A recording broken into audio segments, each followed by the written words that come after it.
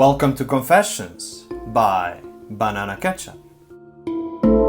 Possible crawler encounter, forest monsters and creepers. Let me preface by saying this happened around 10 years ago. Also, I've always been very skeptical of paranormal stuff, and I'm not at all superstitious, but one encounter will always stick with me. I've briefly mentioned this story on random posts in the past, but I've never made a detailed explanation of what I encountered, so I figured I might as well. This is quite long, as there is quite a few stories associated with this forest, both from first hand and second hand. If you'd like to skip to the encounter with the creeper, I'll make an asterisk beside the paragraph for those who feel TLDR. I grew up with my grandparents in a quiet suburb outside Washington, D.C., and our house was only a few hundred yards from a large park called Sleepy Hollow Woods. I used to always play in the woods as a child, alone or with friends, and never had any issues. I loved the outdoors and explored that woods thoroughly. However, I would never stay out after dark, of course. My mother grew up here as well and would always tell stories about the woods and believed they were haunted. She's had plenty of creepy things happen with her. For instance, when she was younger, they had 2 family labs. They were super friendly, and my mother and uncles would walk them through the woods all the time. One time, my mother was walking alone with the dogs around dusk when she came across what she described as a ripped-off deer, hunched lying, covered in blood in the middle of a trail. There was no other deer parts or body or blood anywhere to be seen, just this random bloody leg. She described it as having the appearance of being ripped off, definitely not cut. Obviously freaked out, she took the dogs and just started heading home. All of a sudden, near the exit of the park, the dogs completely froze in their tracks and just started growling into the tree line. This was very unlike them, as they were super friendly with both people and other animals, and were quite large and never feared anything. However, as my mother kept trying to pull them along and see what they were growling out, their tails went between their legs and they started whimpering, refusing to move forward. It was then my mom said she saw a large, almost 8-foot dark figure with glowing red eyes move between the trees, staring right at her. She immediately turned around with the dogs and fled, taking a different exit out of the woods. My uncle had also said he'd seen the red-eyed giant before, but never a clear view, always a silhouette. Keep in mind, there are no bears or anything of the sort around here that would do that to a deer. On another occasion some years later, my mom recalled walking with our old golden retriever near the woods. Again, the retriever was the sweetest dog in the world and loved everybody, but my mom came across an old, creepy lady feeding and talking quietly to some wild rabbits on one of the sidewalks, trail. Immediately, our dog started growling at the woman, something my mother has never heard her do before. My mom immediately apologized to the lady and walked around her with her dog, tugging her along. As she continued to walk, she came across a circle of rabbits all standing perfectly still and just staring at her. My mom promptly ran home. My mother and uncles have other stories, but I always thought they were full of skit, either just imagining things or making them up to scare me, since I've played in those woods so many times and never had any issues. However, my older brother used to go on nightly walks through the woods, and he told me he's seen the red-eyed monster and other mysterious creepy encounters. I was around 15 or 16 at the time and loved ghost stories and never encountered anything like that, so I was able to convince him to go out ghost hunting with me. Of course, I thought it was all a bunch of silly BS anyway. The first time we went out, we had a few friends over. We were hanging out late at night, smoking weed and telling ghost stories. Of course, we mentioned the haunted forest. We were living at the house down the street from our grandparents at the time, so still practically next door to the woods. My friends all thought it'd be fun if we went out into the forest to search for some ghosts and monsters and have a good laugh. We waited until it was about 2:30 a.m. and headed out. There was a fairly large group of us, maybe 6 to 8 people total, including my brother and myself. As we are walking through this pitch black forest using our phones as flashlights, I kid you not, all phones turned off at the same time. Of course, the girls in our group started freaking out, and to be honest, I'm pretty sure we all did. But we were also kind of laughing at the nonsense of it all. There was no noise anywhere other than us. The forest was completely dead silent, and after a few minutes, everyone was able to get their phones turned on and working again. We decided to head home at that point. Could have been a freak accident? I'm not really sure. The second time I went with my brother and a couple of other friends, this time a much smaller crew. I think maybe 3 or 4 of us altogether. Same as before, we thought it'd be fun and silly to go out ghost hunting at night and see my brother's little Sasquatch friend. This time was different, however. The moment we entered the forest, things got weird. The forest felt unnaturally dark, and our lights barely reached the tree line on either side. We brought flashlights this time. We also immediately felt a large sense of dread, danger, and adrenaline, and like we were being watched from all sides. Quite frankly, it was terrifying, as only moments before we were joking and laughing and telling ghost stories. But we all immediately shut up and felt it not even 30 yards from the road entrance to the forest. Whatever, we continued slowly walking deeper into the woods, talking and nervously laughing as we peered about with our flashlights. The forest was that silent when suddenly, all at once, we heard what sounded like what can only be described as several thousand monkeys screaming and screeching at us from the treetops and tree lines in all directions, all around us.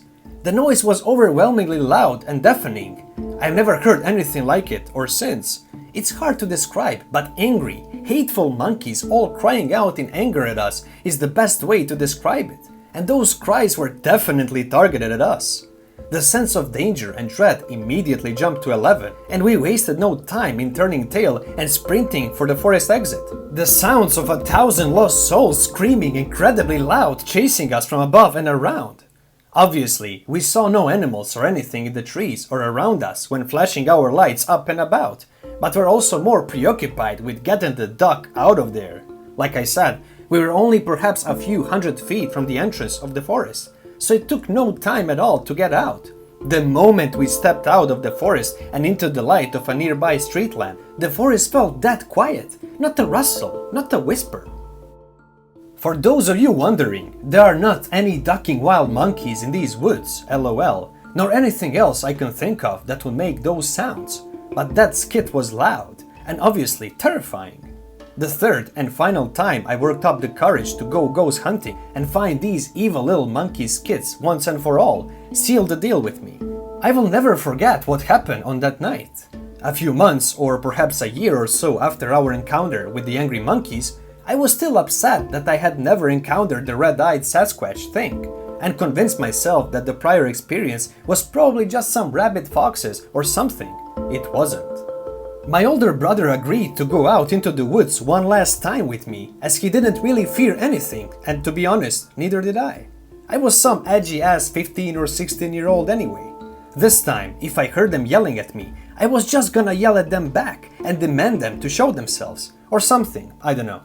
I just wanted to prove to myself that night really happened and I wasn't just crazy.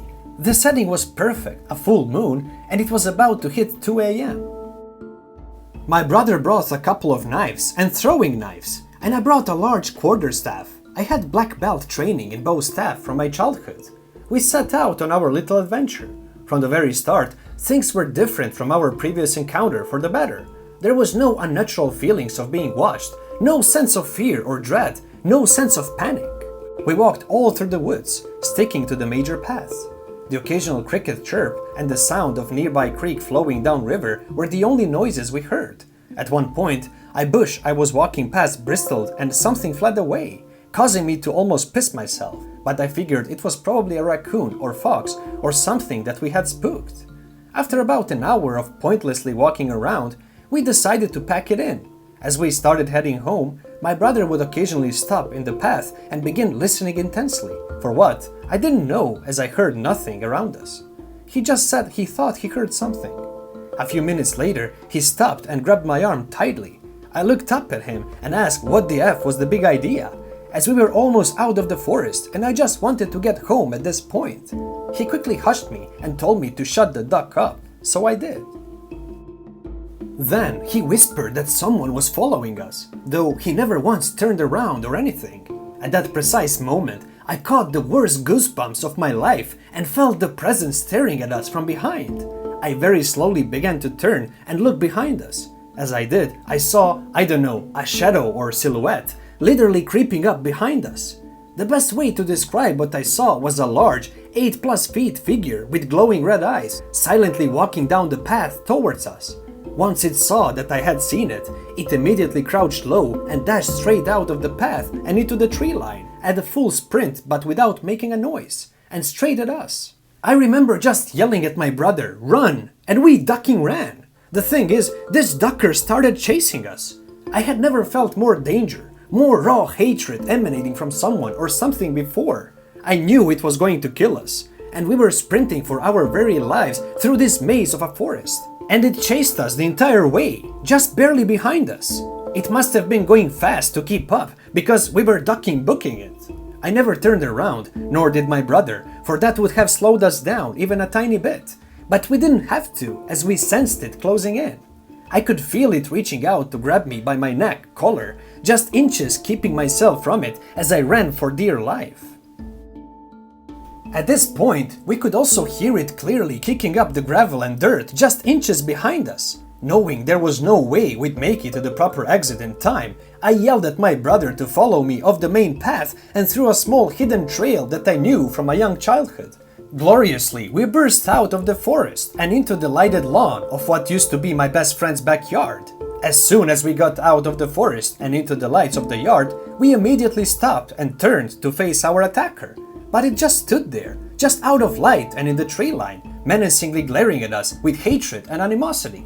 I never got a good view of it, not like I had when I first saw it on the trail creeping up on us, but I could sense it was there, and almost barely see a large, almost 8-foot figure shadow moving amongst the tree lines staring us down. Full of adrenaline, I yelled at it to come out into the light and fight, instead of creeping like a pee-pee.